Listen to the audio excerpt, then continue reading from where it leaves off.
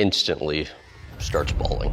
I asked her why, and she said, because I know Rick is still hurting, but he'll never show it. In his 20s, he had the drug problems. And Rick Harrison lost his son to tragic circumstances, was sued by his own mother, and witnessed his best friend taken away by the police. The cheerful face seen on Pawn Stars was hiding a deep pain that never made it to the screen. Behind the doors of the pawn shop, there were heartbreaks, death, and serious struggles no one ever imagined. He kept working and smiling, even as his world was quietly crumbling. And the betrayal that hurt the most didn't come from a stranger, it came from Chumlee. Rick's battle for survival began in March of 1965, the year he was born. He grew up in a noisy home with 3 siblings and no guide on how to deal with loss. Before he could even understand what death meant, it struck: his older sister passed away.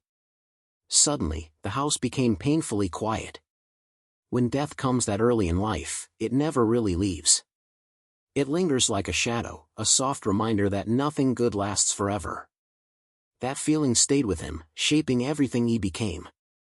And, no, but I don't know. It was just sort of a free-for-all. Do anything, Live life while I can, because, it's all going to fall apart. Then came the seizures. Not the kind that fade after a nap, but the terrifying ones that pin you down, steal your breath, and make the world spin when it should be still. At 8 years old, he was stuck in bed while the rest of life carried on without him. Kids played outside, but he escaped into books, stories full of mischief and clever tricks. Reading became his escape, his lifeline. By 10th grade, school felt pointless.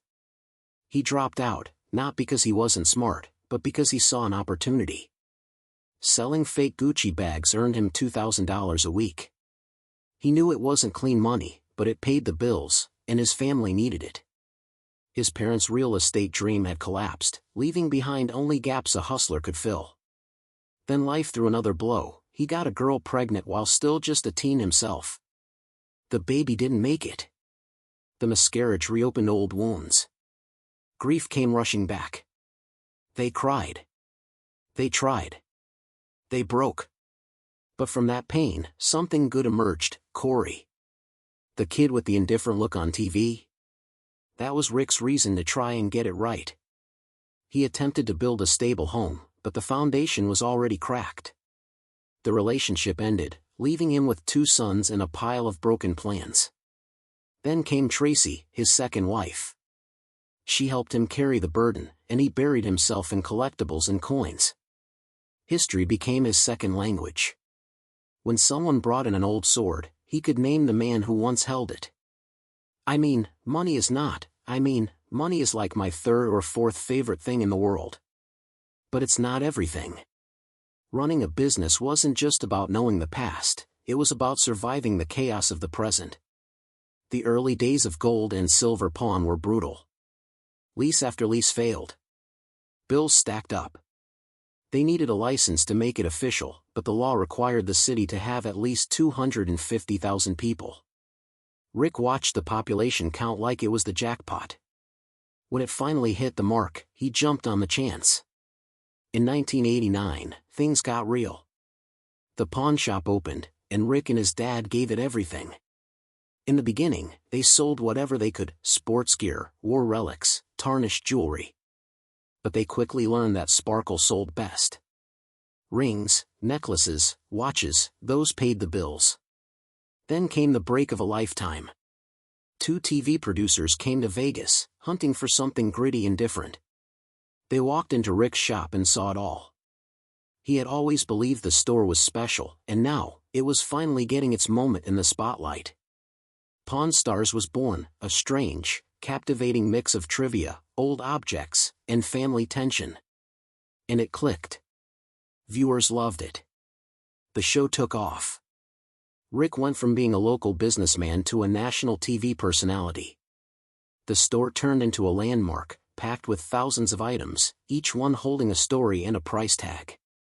Rick became the voice of a world where history and hustle met. By 2011, Pawn Stars was one of the highest-rated shows on the History Channel, just behind Jersey Shore. He seemed to be on top, but the smile he wore didn't show the full picture. As the show's success grew, so did the chaos. Lawsuits flew. Family members turned against each other. Allegations of fraud and betrayal surfaced. Even his mother got involved. The drama wasn't staged, it was painfully real. There were times Rick could have walked away. But something made him stay. Maybe it was pride. Maybe guilt. Maybe it was his father's voice in his mind, urging him to stay strong. Whatever it was, he held on. Pawn Stars still draws in crowds, though now it feels more nostalgic than fresh. Visitors still come in looking for the magic they saw on TV. Rick gives them a smile, maybe a joke, maybe a story. He falls silent again. He once mentioned that he could spend his entire life reading, perhaps because books were the only place that made sense when everything else seemed confusing. He never experienced that peaceful library life. Instead, he was surrounded by bright lights, lawsuits, and long nights in Vegas. Yet, through it all, he never gave up. The pawn shop still stands, buzzing with noise, guarded by memories. Corey still visits, still opens the doors, still makes deals, and still hides the pain behind those half-hearted smiles. This story isn't just about a man who traded old items for new money. It's about someone who endured heartbreak, loss, and chaos and somehow turned it all into a lasting legacy. He believed the worst was behind him, but more challenges were on the horizon. Rick is a tough person to deal with because Rick loves Rick. Anyone Rick associates with is doing God's work. Divorce, death, and the Pawn King. In June of 2011, things seemed to be looking up. The show was a success, and Rick even made it onto the New York Times bestsellers list. But that brief happiness didn't last. By the end of the year, his second marriage hit a rough patch, and divorce number 2 followed. Soon after, a new woman named Deanna entered his life. Like him, she had just gotten out of a divorce. They bonded quickly, perhaps over shared trauma. Their connection grew fast, and Rick shifted his focus back to the shop and the increasing fame of his show. He began making appearances on shows like iCarly and The Middle. Things seemed to be looking up again. He even married Deanna in a beach ceremony in Laguna. His brand was thriving, with more shows, more ads, and a pawn shop that became an iconic Vegas landmark. But just when everything seemed stable, life hit him with another blow. His father, the beloved figure from the show, passed away. Parkinson's disease claimed him, and fans everywhere mourned. Despite the loss, Rick kept going. The business couldn't afford to stop for grief. Losing his dad meant he had to take full control of the gold and silver pawn shop. He was now the sole person at the helm, and it wasn't an easy responsibility, especially after such a personal loss. But he had no choice. There were bills to pay, contracts to sign, and a legacy to protect. Then, the pandemic arrived. 2020 didn't just bring a virus, it brought stress, financial strain, and fear.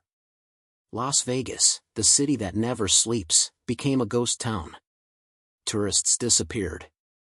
Locals stayed home. The pawn shop, once bustling with visitors and curious fans, was now deserted. Rick did what he could. He lowered interest rates, gave people more time to reclaim their items, and tried to keep things human.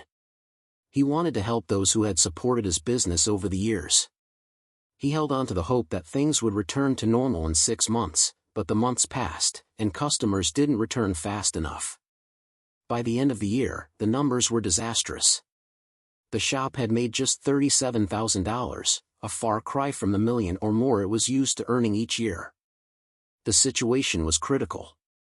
The lights had to stay on, employees had to be paid, and Rick watched as the empire he built began to crack.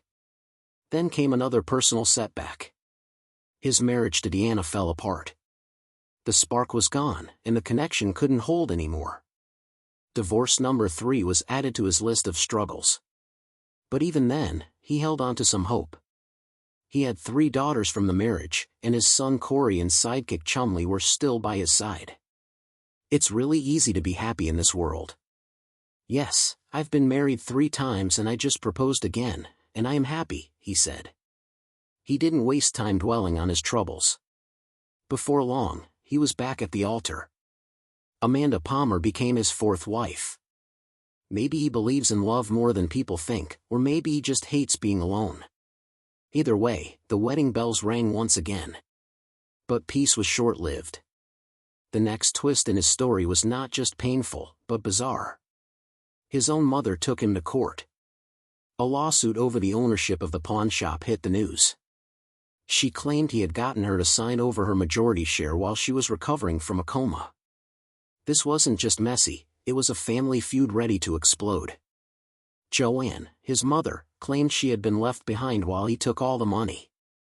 She said the regular checks she used to receive from the shop had stopped, and she never got the financial reports she requested. She wanted answers, justice, and to reclaim what she believed was hers. Rick, on the other hand, said she was being manipulated by others who were feeding her bad information. But she didn't back down. She filed a restraining order, wanting to prevent him from selling assets, hiding money, or doing anything that could hurt her stake in the business. Then came the heartbreak that devastated everyone. In January 2024, his son Adam passed away from an overdose of fentanyl and meth. He had been missing and was found unresponsive by his landlord. The news spread quickly. Rick posted a photo of Adam with the words, "You'll always be in my heart. I love you, Adam." Fans grieved alongside him. Although Adam had never appeared on the show, he was still family. The pain of losing a son in such a way is unimaginable for most people. But Rick kept showing up, kept the shop open, and kept moving forward because stopping might break him entirely. That year, he began exploring politics, focusing on Nevada. Perhaps he wanted a fresh start. Maybe he thought he could fix more than just old clocks and rusty weapons. He was honored as a Kentucky colonel, the highest honor in that state. It was a bright moment, but the shadows lingered. Behind every antique deal and light-hearted moment on TV, he carried a heavy burden. Losing his dad, his son, his marriages, fighting with his mother in court, struggling to keep his business afloat during a global crisis, he had been trying to hold on to something stable while everything else spun out of control. He was angry. He was heartbroken. He missed the old version of the guy who would trip over his own shoelaces, not the man whose name trended for all the wrong reasons. Eventually, Chumley returned. He looked thinner, spoke more softly, and tried to act like nothing had changed. But the light in his eyes was different. He said he wanted to make things right. The listener nodded in response. No promises of forgiveness were made, only a request for patience. Because when someone you love lets you down, the healing doesn't come through grand speeches, it comes through quiet moments, through watching and waiting. The shop carried on. Customers kept coming, but its leader became more watchful. His laughter faded, his trust now guarded as though it were locked away in a safe. The man who once delegated decisions to Chumley now double-checked every detail. It wasn't about revenge, it was about survival. Chumley tried to find his footing again. He opened a candy store in Vegas, posted filtered photos, and embraced his fan base. He looked healthier, smiled more, at least on social media. But the old friend knew the difference between a true comeback and just a cover-up. He knew what it looked like to hide. In one episode, a customer brought in a vintage knife. Chumley, the ever-present joker, cracked a joke about using it to cut the tension. But there was no flinch, no grin. The camera moved on, but if you listened carefully, you could feel the shift in the air. They built something new. Not necessarily better or the same, just something that worked. Chumley remained. He did his part, and the show allowed him to be part of it again. There was no resistance, but their rhythm, their jokes, their old dynamic, was gone. It felt like walking through a childhood home that had been repainted, familiar, yet strangely unfamiliar. Trust doesn't always shatter in a dramatic explosion. Sometimes, it cracks quietly like old glass, sharp, subtle. Once broken, no amount of glue can ever restore it to what it was. The pain wasn't about ratings or money. It was the sting of realizing that you no longer truly know someone. That the inside jokes don't land the same way. That you remember the laugh, but not the reasons behind it. Years passed. Chumley didn't fade away. He stuck around, kept trying. The other man watched, observed, and mentally took notes, not out of bitterness, but because once you've been burned, you begin to treat every fire like it might be the last. They made it work on screen. The old teen was back. Off screen, however, the silence persisted. Moments felt longer, smiles felt emptier. But the shop held firm. Its anchor refused to let it fall apart. After all, he had survived too many battles to crumble now. In the shop, people brought in rare treasures, coins, vintage guitars, artifacts from wars and revolutions. If Rick survived all of this, should we still consider him lucky, or just tragically resilient? Share your thoughts in the comments, and don't forget to like and subscribe for more.